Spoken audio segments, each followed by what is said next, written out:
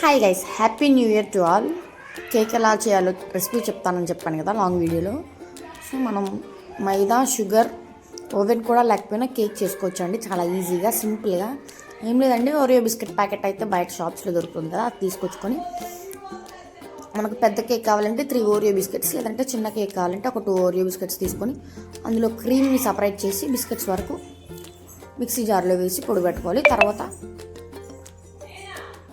దాంట్లోకి సోడా ఉప్పు, మిల్క్, ఒక గుడ్డు యాడ్ చేసుకొని మంచిగా బీటర్తో ఒక షేప్లో ఇటు బీట్ చేసుకోవాలి.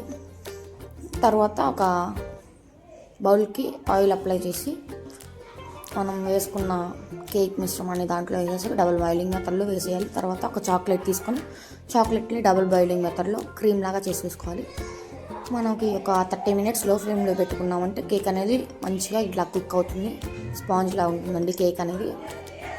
దాని మీద మనం అలా చాక్లెట్ సిరప్ అయితే మనం డబుల్ బాయిలింగ్ మెథడ్లో చేసుకున్నాం ఏదైతే అది చాక్లెట్ సిరప్ వేసేసి దాని మీద స్ప్రింకిల్ చేసుకున్నామంటే బిస్కెట్ది. తర్వాత గార్నిష్ కోసం ఇలా బిస్కెట్స్ పెడితే చాలా టేస్టీ అని